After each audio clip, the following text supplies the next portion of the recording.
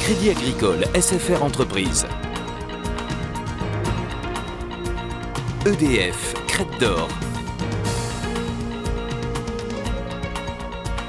La SCPR et la Chambre de commerce et d'industrie de La Réunion vous proposent les nouveaux défis. L'ADIR et RFO Réunion, avec le concours de l'Europe, la région et le département, présentent les nouveaux défis.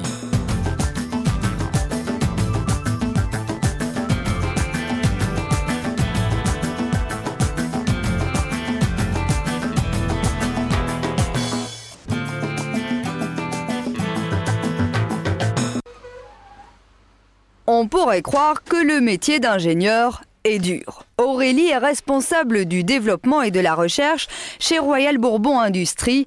Et qu'est-ce qu'elle fait? Je vous le donne en mille, des gâteaux.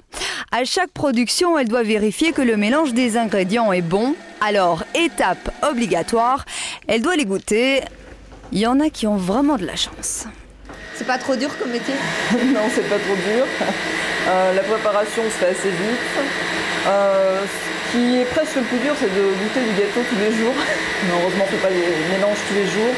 Et en général, Fabiola, qui s'occupe, elle, de cette usine, participe aux dégustations. Ce ne sont pas toujours non plus les mêmes personnes qui sont amenées à déguster. Il a fallu plus de 5 mois à Royal Bourbon Industries pour élaborer les nouvelles recettes de gâteaux et de flans. Les produits Albus ont été créés avec un petit plus, leur côté pays, à base de goyavier, ananas ou vanille. Eh bien, dans un premier temps, nous avons cherché à savoir quels étaient les gâteaux qui étaient fréquemment consommés par les Réunionnais. Donc, par exemple, le gâteau au coco et le gâteau maïs.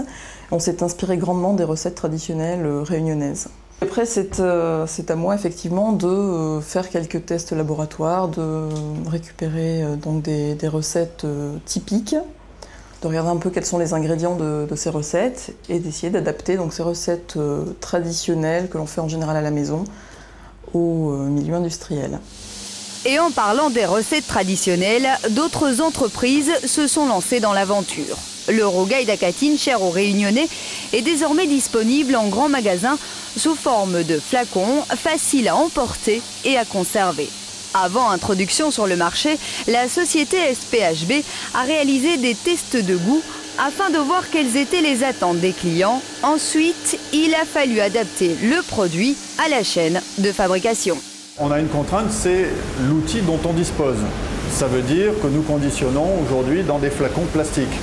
Alors il a fallu faire un gros travail de mise au point de produit, c'est-à-dire à la fois la recette et le process, mettre les deux ensemble pour avoir un produit stable bactériologiquement dans le temps.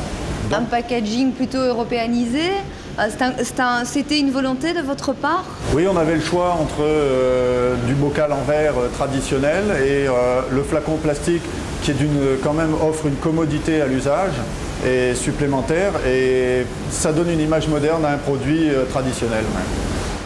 La modernité et l'européanisation dans l'innovation, d'autres l'ont aussi introduit dans leur gamme. Nous sommes aux Salaisons de Bourbon. Ici, on fabrique du boucané, des saucisses, mais également un peu moins connu, des pizzas et des plats sous vide.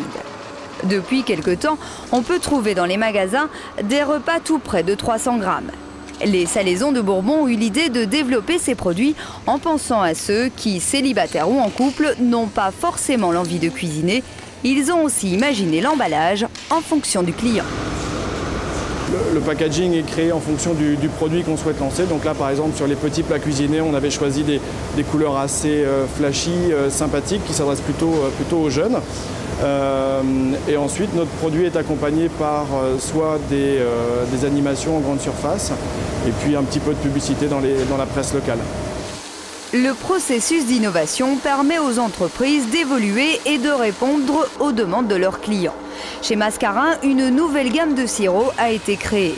Plus jeune, avec de nouveaux goûts et un nouvel emballage, cette gamme répond aussi aux attentes des Réunionnais avec des saveurs typiques de notre île comme le litchi, l'ananas ou la passion. Il a fallu plus d'1 an et demi avant de voir la première bouteille sur le marché et on peut dire que tout le monde a mis la main à la pâte. Elle met en jeu l'ensemble des services. Le marketing, bien sûr, les commerciaux qui sont après chargés de porter le produit vers le consommateur, de le faire connaître. les équipes techniques, puisqu'elles sont là pour mettre en œuvre le nouveau produit, donc des nouveaux process, des nouveaux fournisseurs, des nouvelles matières premières. Donc c'est vrai que c'est un peu l'agitation quand on fait des nouveaux produits, mais c'est aussi l'intérêt de la nouveauté, quoi. Et ça donne effectivement un certain dynamisme aux équipes. Un challenge et un défi qui doit être relevé par tous. Tout ça, évidemment, dans le plus grand secret, car il ne s'agit pas de dévoiler les nouveautés aux concurrents.